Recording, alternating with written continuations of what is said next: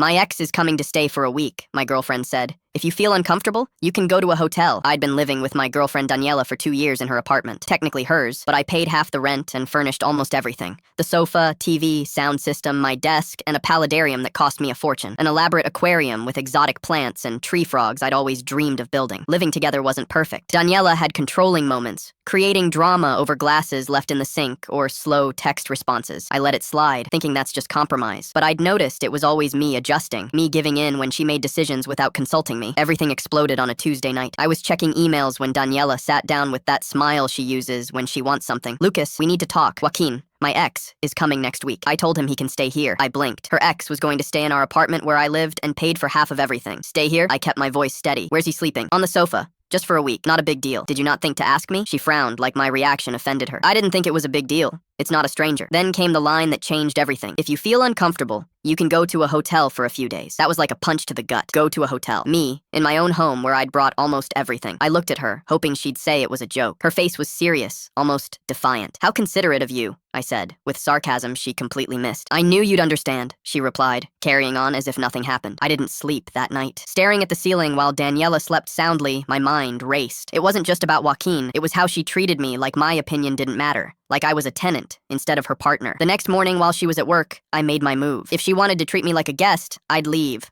on my own terms. I found a boutique hotel suite with a jacuzzi and city views. Booked it for 10 days. Then I contacted a high-end moving company to pack everything that was mine while Daniela was at work. I made my list. The sofa, TV, sound system, my desk, the paludarium, my books, my clothes, even the paintings. Daniela wasn't keeping a single thing. The movers arrived at 9 a.m. 4 professionals wearing gloves like they were handling treasure. The paludarium was most delicate. They wrapped it with extreme care to protect the frogs and plants. When they finished, the apartment looked like a desert. Living room had only a small coffee table Daniela brought from her previous place. Kitchen had basic plates from before I moved in. Bedroom had just the bed frame because the good mattress was mine. As a final touch, I left an inflatable mattress in the living room with a note for Joaquin. Enjoy. I went to the hotel with a small suitcase. The suite was incredible. Jacuzzi bubbling, view stunning. I threw myself on the bed, opened a beer from the mini bar, and toasted to freedom. That night, my phone exploded. First, confused. Where is everything? Then furious. What did you do with my things? Then threatening. This is theft, Lucas. I didn't answer. Turned off my phone and ordered another drink. Daniela and her mother Monica showed up at my hotel screaming in the lobby. Monica called me ungrateful. I calmly replied it was a home where I was asked to leave so her ex could stay. Joaquin apparently arrived and lasted 2 days on that inflatable mattress in an empty apartment before leaving. Daniela tried suing me for misappropriation of belongings, but my lawyer laughed. I had receipts for everything. The lawsuit was dismissed.